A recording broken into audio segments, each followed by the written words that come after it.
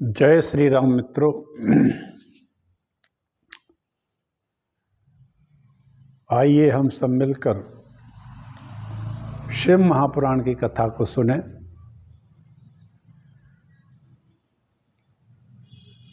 मैं शिव पुराण को सुना रहा हूँ टीकमगढ़ मध्य प्रदेश से। मैं डॉक्टर राजेंद्र मिश्रा रिटायर्ड चिकित्सा अधिकारी हूँ, पंचकर्म विशेषज्ञ हूँ।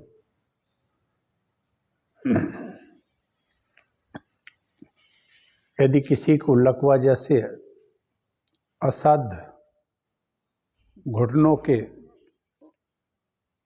असाध्य दर्द हो एवं किसी भी तरह का कोई कष्ट हो, वो मुझसे निःशुल्क सेवा ले सकता है, पूछ सकता है। मेरा फ़ोन नंबर है 9981870134। यूट्यूब पर मेरा चैनल है हरि बोल डॉक्टर राजेंद्र मिश्रा। इसके साइट पर जाकर आप हमारे पिछले 2 वर्ष से ज़्यादा हो गया है समय मुझे कहते हुए, प्रतिदिन कहता हूँ, मेरे वीडियो को देख सकते हैं और सब्सक्राइब भी करिए और कराइए। हम अपने सनातन धर्म के लिए जो कुछ भी कर सकते हैं, न्यून से न्यून, कम से कम, जब हमने जन्म लिया है देवभूमि भारतवर्ष में और सनातन धर्म में जन्म लिया है, भारतवर्ष में जन्म लिया है, तो अपने धर्म के लिए, देश के लिए कुछ ना कुछ अगर हमसे बन पड़े तो उसको करना चाहिए सकारात्मक रूप से। आइए हम सब मिलके शिव महापुराण जैसी अद्भुत कथा को सुने। शिव जी का चरित्र है। एक छोटा सा मंगलाचरण करते हैं और इसके बाद कथा प्रारंभ करते हैं। नमोस्तु रामाय सा लक्ष्मणाय दिव्य च तस्यै जनकात्मजायै नमोस्तु रुद्रेन्द्र मानिलेभ्यो नमोस्तु चंद्राग्नि मरुद्गणेभ्यः अखंडमंडलाकारं व्याप्तं येन चराचरं तत्पदं दर्शितं येन तस्मै श्रीगुरवे नमः। वक्रतुंड महाकाय सूर्यकोटि समप्रभा निर्विघ्नं कुरु मे देव सर्वकार्येषु सर्वदा। भवानी शंकरौ वंदे श्रद्धा विश्वासरूपिण्यौ याभ्यां न विना न पश्यन्ति सिद्धाश्वान्तस्थमीश्वरं शिवेति द्वाक्षरं नाम व्याहृष्यन्ति ये जनाः तेषां स्वर्गस्य मोक्षस्तु भविष्यति न चान्यथा। नारायणं नमस्कृत्य नरं चैव नरोत्तमं देवीं सरस्वतीं व्यासं ततो जयमुदीरयेत्। ओं नमो देव्यै महादेव्यै शिवायै सत्यं नमः। नमः प्रकृतये भद्रायै नीता प्रणतः स्मृताम्। तुलसीदास के पद कमल बारंबार मनाए, गुण गावम श्री राम के हनुमत होई सहाय। सियावर रामचंद्र की जय।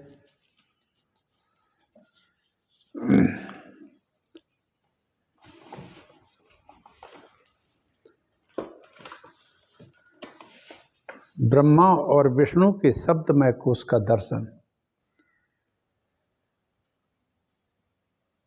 ब्रह्मा जी कहते हैं, मुनि श्रेष्ठ नारद, इस प्रकार हम और विष्णु भगवान दोनों देवता गर्भ रहित हो निरंतर प्रणाम करते रहे। हम दोनों के मन में, शिव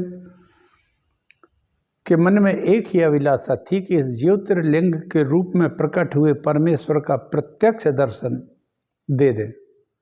भगवान शंकर दीनों के प्रतिपालक, अहंकारियों के गर्भ को चूर्ण करने वाले तथा सबके अविनाशी प्रभु हैं। वे हम दोनों पर दयालु हो गए और इस समय वहाँ उन सर्वश्रेष्ठ से ओम ओम ऐसा शब्द प्रकट हुआ, या सब ओम का नाद प्रकट हो गया जो स्पष्ट रूप से सुनाई देता था। वह नाद प्लुत स्वर में अभिव्यक्त हुआ था। जोर से प्रकट होने वाले उस शब्द के विषय में क्या है, ऐसा सोचते हुए समस्त देवताओं के आराध्य भगवान विष्णु मेरे साथ संतुष्ट चित्त से खड़े होते। वे सर्वथा वैर भाव से रहित थे। उन्होंने लिंग के दक्षिण भाग में सनातन आदि वर्ण के आकार का दर्शन किया,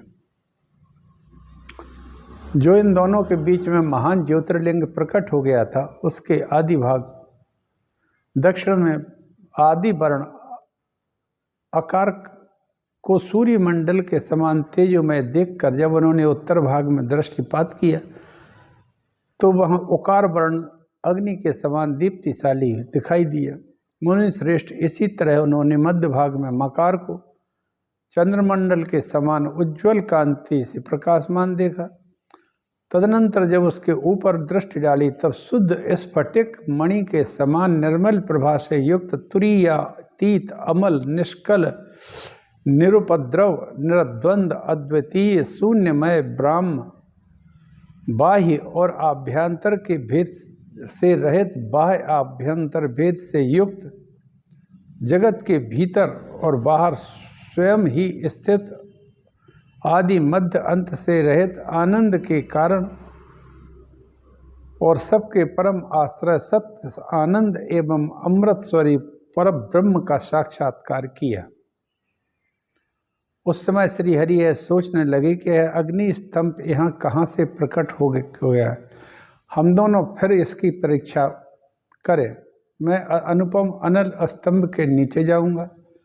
ऐसा विचार करते हुए श्री हरि ने वेद और शब्द दोनों के आवेश से युक्त विश्वात्मा शिव का चिंतन किया। तब वहाँ एक ऋषि प्रकट हो गए, जो ऋषि समूह के परम सार रूप माने जाते हैं। उन ऋषि के द्वारा परमेश्वर श्री विष्णु ने जाना कि इस शब्द ब्रह्ममय शरीर वाले परम लिंग के स्वरूप में साक्षात पर ब्रह्म स्वरूप महादेव जी ही यहाँ प्रकट हो गए हैं। वे चिंता रहित अचिंत रुद्र हैं, जहाँ जाकर मन सहित वाणी उसे प्राप्त किए बिना ही लौट आती है। उस पर ब्रह्म परमात्मा शिव का वाचक अक्षर एकाक्षर प्रणव ही है। इसके वाच्यार्थ रूप है वह परम कारण नृत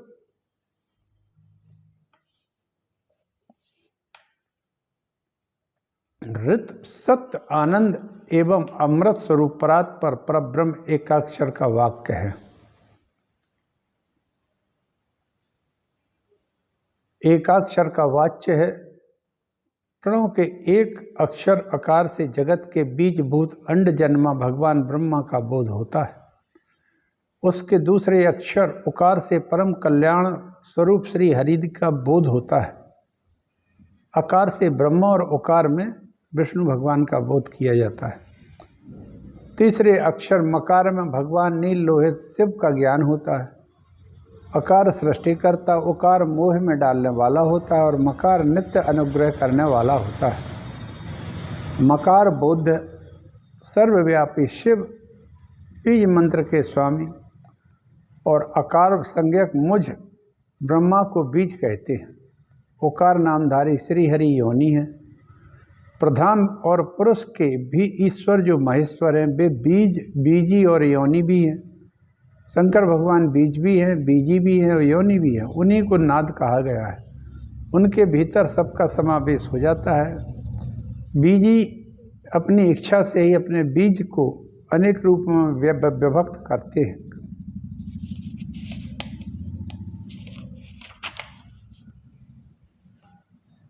इन बीजी भगवान महेश्वर के लिंग से आकार रूप बीज प्रकट हुआ है तो उकार योनि में स्थापित होकर सब ओर बढ़ने लगा। वह सुवर्णमय अंड के रूप में ही बताने योग्य था। उसका और कोई विशेष लक्षण नहीं लक्षित होता है। वह दिव्य अंड अनेक वर्षों तक जल में ही स्थित रहा। तदनंतर 1000 वर्ष के बाद उस अंड के 2 टुकड़े हो गए। जल में स्थित हुआ वह अंड अजन्मा ब्रह्मा जी की उत्पत्ति का स्थान था और साक्षात महेश्वर के आघात से फूटकर 2 भागों में बंट गया। उस अवस्था में उसका ऊपर स्थित हुआ सुवर्णमय कपाल बड़ी शोभा पाने लगा। वही द्व्यूलोक के रूप में प्रकट हुआ। उसका दूसरा नीचे वाला कपाल था, वह 5 लक्षणों से युक्त पृथ्वी है। उस अंड से चतुर्मुख ब्रह्मा उत्पन्न हुए, जिनकी का संज्ञा है, वे समस्त लोकों के सृष्टा हैं। इस समय वे भगवान महेश्वर ही आ, उ और माँ इन 3 त्रिविध रूपों में वर्णित हैं। इसी अभिप्राय से उन ज्योतिर्लिंग रूपधारी शिवोम ओम ओम ऐसा कहते, यह बात यजुर्वेद के श्रेष्ठ मंत्र कहते हैं। यजुर्वेद के श्रेष्ठ मंत्रों का यह कथन सुनकर ऋचाओं और साम मंत्रों ने भी हमसे आदरपूर्वक कहा, हे हरे, हे ब्रह्मन, ऐसी बात ही है। इस तरह देवेश्वर शिव को जानकर श्री हरि ने शक्ति संभूत मंत्रों द्वारा महादेव का स्तवन किया। इस बीच में मेरे साथ विश्वपालक भगवान विष्णु ने एक और भी अद्भुत सुंदर रूप देखा। मुने, वह मुख 5 मुखों और 10 भुजाओं से युक्त था। उसके कांति कर्पूर के समान गौर थी। वह नाना प्रकार के छटाओं से छविमान, भांति भांति के आभूषणों से विभूषित उस परम उदार महापराक्रमी और महापुरुष के लक्षणों से संपन्न अत्यंत उत्कृष्ट रूप का दर्शन करके मैं और श्री हरि दोनों कृतार्थ हो गए। वाह! तत्पश्चात परमेश्वर भगवान महेश प्रसन्न हो अपने दिव्य शब्दमय रूप को प्रकट करके हंसते हुए खड़े हो गए। आकार उनका मस्तक था और आकार ललाट था। इकार दाहिना और ईकार बायां नेत्र था। उकार को दाहिना और ऊकार को बायां कान समझना चाहिए। ऋकार उन परमेश्वर का दायां कपाल और ऋकार बायां, लृ और लृ ये उनकी नासिका के दोनों छिद्र हैं।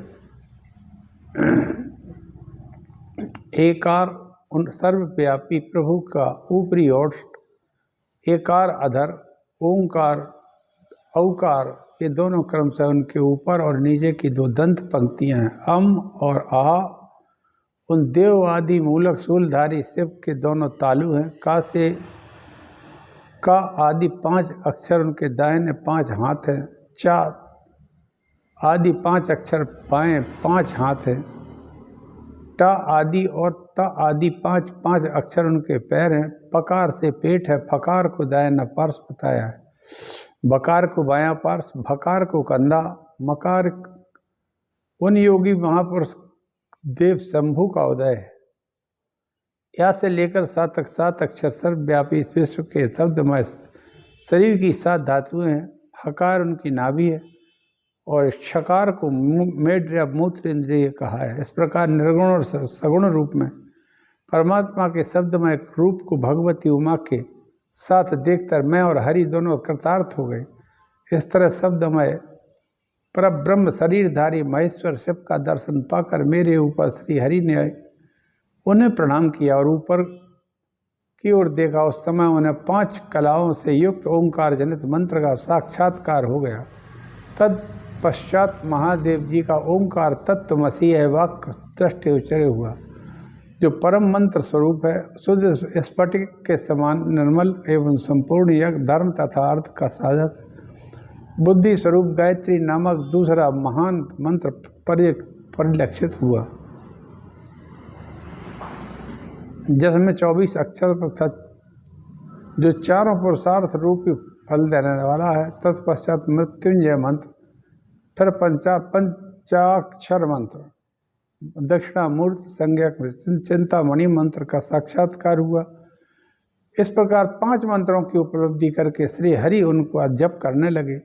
ऋग्वेद, यजुर और सामवेद ये जिनके रूप हैं, ईशों के मुकुट ईशान जो पुरातन है, जिनका हृदय अघोर अर्थात स्वयं स्वभावला है, घोर नहीं है, जो हृदय को प्रिय लगने वाले सर्व गुहा रूप सदा शिव हैं, जिनके चरण बाम परम सुंदर है और जो महान देवता और महान सर्पराज को आभूषण के रूप में धारण करते हैं, जिनके सभी और पैर और सभी और नेत्र हैं, जो मुझ बालक के भी अधिक प्रति कल्याणकारी तथा सृष्टि पालन और संहार करने वाले हैं, उन वरदायक सांब शिव का मेरे साथ भगवान विष्णु ने प्रिय वचनों के द्वारा संतुष्ट चित्त से स्तवन किया।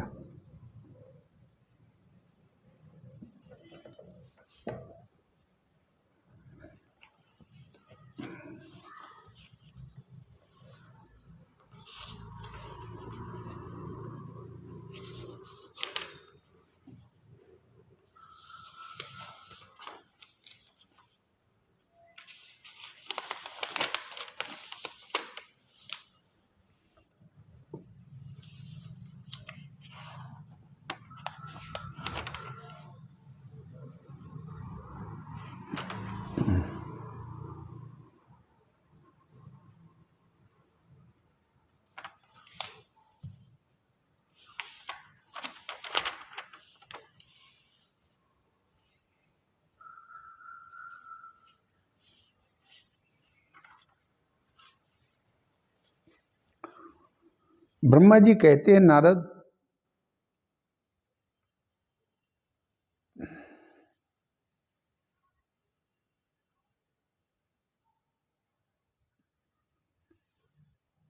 भगवान विष्णु द्वारा की हुई अपनी स्तुति सुनकर करुणा नदी महेश्वर बड़े प्रसन्न हुए और उमा देवी के साथ प्रकट हो गए। उस समय उनके 5 मुख और प्रत्येक मुख में 3-3 नेत्र शोभा पाते थे। भालचंद्र में चंद्रमा का मुकुट सुशोभित था। सिर पर जटा धारण किए गौरवर्ण विशाल नेत्र शिव के अपने संपूर्ण अंगों में विभूति लगा रखी थी। उनकी 10 भुजाएं, कंठ में नील चिन्ह, उनके श्री अंग आभूषणों से विभूषित थे। सर्वांग सुंदर शिव के मस्तक भस्ममय त्रिपुंड से अंकित था। ऐसे विशेषणों से युक्त परमेश्वर महादेव को भगवती उमा के साथ उपस्थित देख मैंने और ब्रह्मा ने पुनः प्रिय वचनों के द्वारा उनकी स्तुति की। तब पापहारी करुणा कर भगवान महेश्वर ने प्रसन्न चित्त होकर श्री विष्णु भगवान को श्वास रूप से वेद का उपदेश दिया। मुझे उनके बाद से वे परमात्मा श्री हरि को गुह्य ज्ञान प्रदान किया। उन परमात्मा ने कृपा करके मुझे भी वह ज्ञान दिया। वेद का ज्ञान प्राप्त करके कृतार्थ हुए भगवान विष्णु ने मेरे साथ हाथ जोड़कर महेश्वर को नमस्कार करके पुनः उनसे पूजन की विधि बताने तथा सदुपदेश देने के लिए प्रार्थना की। ब्रह्मा जी ने शिव जी से विनती की। शिव जी बोले, सुरेश्वर गण, मैं तुम दोनों की भक्ति से निश्चय ही बहुत प्रसन्न हूँ। तुम लोग मुझ महादेव की ओर देखो। इस समय तुम्हें मेरा स्वरूप जैसा दिखाई देता है वैसे ही स्वरूप का प्रयत्न पूर्वक पूजन चिंतन करना चाहिए। तुम दोनों महाबली हो और मेरी स्वरूप भूता प्रकृति से ही प्रकट हुए हो। मुझ सर्वेश्वर के दाएं बाएं अंगों से तुम्हारा आविर्भाव हुआ है। लोकमतामय ब्रह्मा मेरे दाहिने पार्श्व से उत्पन्न हुए और तुम विष्णु मुझ परमात्मा के वाम पार्श्व से उत्पन्न हुए। मैं तुम दोनों पर भली भांति प्रसन्न हूँ और तुम्हें मनोवांछित वर प्रदान करता हूँ। मेरी आज्ञा से तुम दोनों की मुझ में सुदृढ़ भक्ति होगी। तुम मेरी आज्ञा का पालन करते हुए जगत की सृष्टि करो और बस विष्णु तुम्हें चराचर जगत का पालन करते रहो। हम दोनों से ऐसा कहकर भगवान शंकर ने हमें पूजा की उत्तम विधि प्रदान की। भगवान विष्णु बोले, प्रभु यदि हमारे प्रति आपके हृदय में प्रीति उत्पन्न हुई हो, समझते हो, तो आप यही हम वर मांगते हैं कि आप में हम दोनों की सदा अनन्य अविचल भक्ति बनी रहे। ब्रह्मा जी कहते हैं, मुने श्री हरि की यह बात सुनकर भगवान हर ने पुनः मस्तक झुकाकर प्रणाम करके हाथ जोड़े खड़े हुए और नारायण देव से कहा। महेश्वर बोले, मैं सृष्टि पालन और संहार का करता हूँ, सगुण और निर्गुण हूँ, सच्चिदानंद रूप हूँ, निर्विकार परब्रह्म परमात्मा हूँ। विष्णु सृष्टि रक्षा और प्रलय रूप गुणों के अथवा कार्यों के भेद से मैं ही ब्रह्मा विष्णु और रुद्र नाम धारण करता 3 स्वरूपों में विभक्त हुआ हूँ। हरे वास्तव में मैं सदा निष्कल हूँ। विष्णु तुमने और ब्रह्मा ने मेरे अवतार के निमित्त जो स्तुति की है, तुम्हारी उस प्रार्थना का मैं अवश्य सच्ची करूँगा, क्योंकि मैं भक्त वत्सल हूँ। ब्रह्मण मेरा ऐसा ही परम उत्कृष्ट रूप तुम्हारे शरीर से निकलेगा। मेरे अंश से प्रकट हुए रुद्र की सामर्थ्य मुझसे कम नहीं होगी। जो मैं हूँ वही रुद्र है। पूजा की विधि विधान की दृष्टि से मुझ में और उसमें कोई अंतर नहीं है। जैसे ज्योति का जल आदि के साथ संपर्क होने पर भी उसमें स्पर्श दोष नहीं लगता, उसी प्रकार मुझ सगुण निर्गुण परमात्मा की भी किसी भी संयोग से बंधन नहीं प्राप्त होता। यही मेरा शिव स्वरूप है।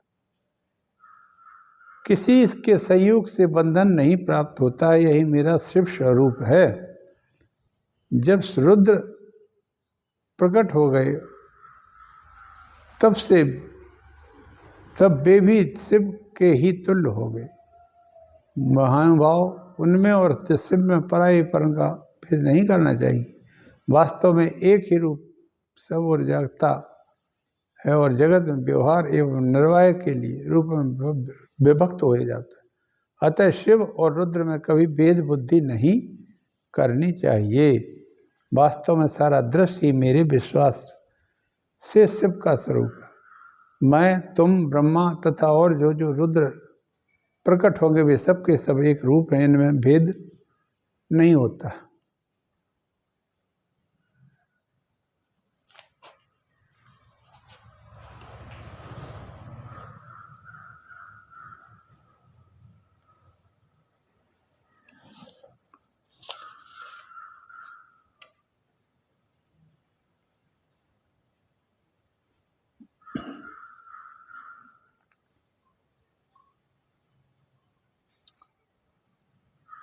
भेद मानने पर अवश्य बंधन होगा, तथापि मेरा शिव स्वरूप ही सनातन है। वह सत्य ज्ञान एवं अनंत ब्रह्म है। वह सत्य ज्ञान एवं अनंत ब्रह्म है। मूलीभूतम सदोक्तम च सत्य ज्ञानम अनंतम अनंतकम मयि हृदय विष्णुर्हृदयोस्तहृदय अहम उभयोऽन्तरः यो वै जानति ममो मतो मम।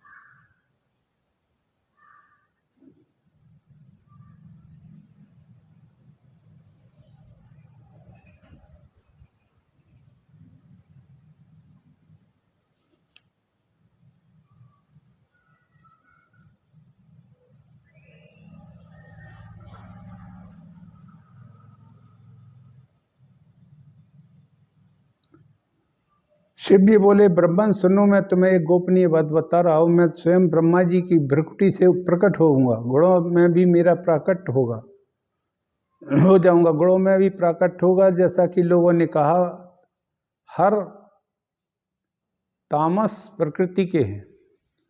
वास्तव में उस रूप में अहंकार का वर्णन हुआ है। उस अहंकार को केवल तामस ही नहीं, वैज्ञान वैकारिक सात्विक भी समझना चाहिए, क्योंकि सात्विक देवगण वैकारिक अहंकार की ही सृष्टि करते हैं। यह तामस सात्विक एवं भेद केवल नाम मात्र का है, वस्तुतः नहीं है। वास्तव में तो हर को तामस नहीं कहा जा सकता है। विष्णु ब्रह्मण, इस कारण में तुम्हें ऐसा नहीं करना चाहिए। तुम तो इस लोक के निर्माता हो। मेरे अंश से प्रकट होने वाले जो रुद्र हैं वे इसका प्रलय करने वाले होंगे। ये जो उमा नाम की विख्यात परमेश्वरी प्रकृति देवी हैं, इन्हीं की शक्ति भूता बाग देवी ब्रह्मा जी का सेवन करेंगी। फिर इन्हीं प्रकृति देवी से वहाँ दूसरी शक्ति प्रकट होगी जो महालक्ष्मी लक्ष्मी के से भगवान विष्णु का आश्रय लेंगे। तदनंतर पुनः काली नाम से तीसरी शक्ति प्रकट होगी।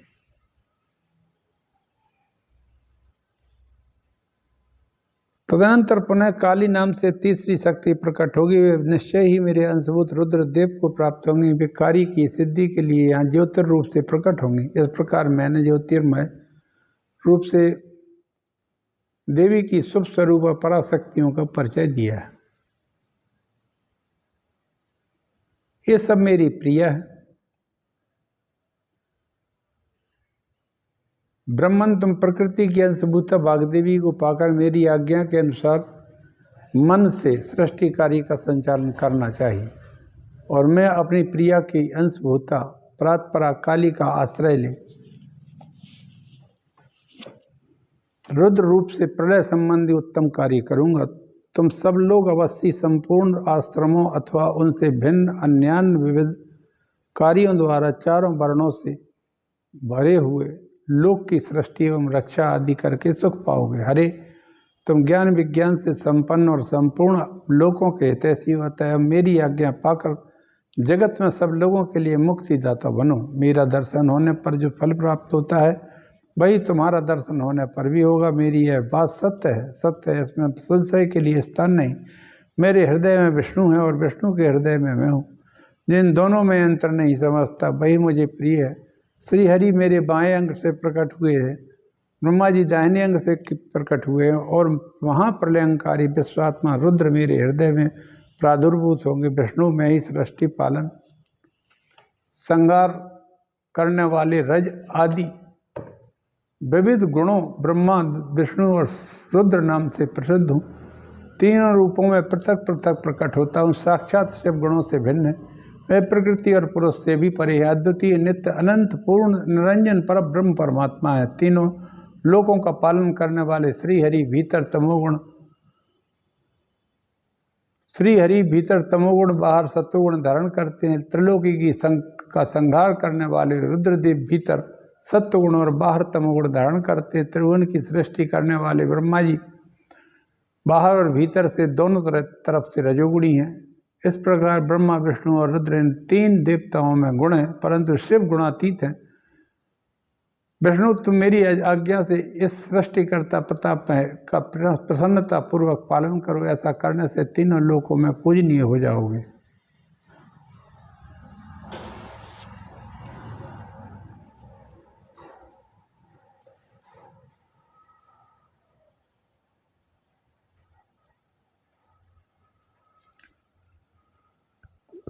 इसी के साथ में आज वाणी को विराम देता हूँ। कल कथा आगे कहेंगे। भगवान शंकर आप सब पर कृपा करें, सभी शिव जी की भक्ति करें। ओम नमः शिवाय। शिव कल्याणकारी हैं, शिव का नाम ही कल्याणकारी है। ज्ञान जो है पूरा ही भगवान शंकर है। ज्ञान के स्वरूप ही शंकर है, या शंकर भगवान ही ज्ञान है। और जो कल्याण चाहता हो वो इन त्रिनेत्रधारी शिव की सदैव सेवा करे, सदैव भक्ति करे, सदैव ध्यान करे, क्योंकि वो एक भोले भंडारी है। जो वो ब्रह्मा और विष्णु को दे देते हैं वही प्रत्येक व्यक्ति को भी दे सकने में समर्थ है। और इससे बड़ी बात है कि माता जगदम्बा जो उनकी प्रकृति है वो सभी को वरदान देती हैं।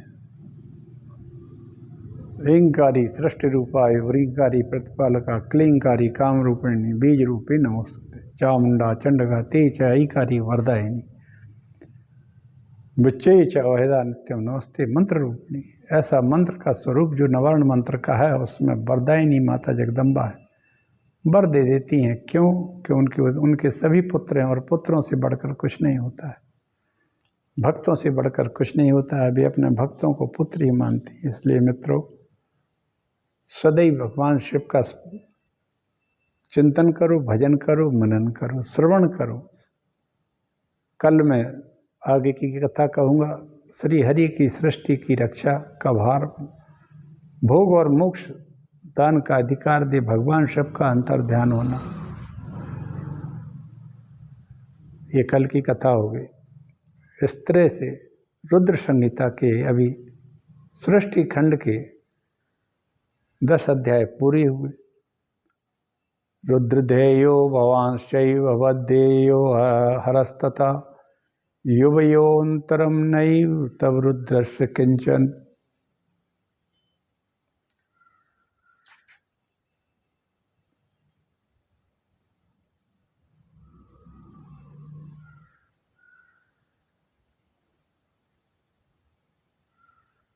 ओम नमः शिवाय।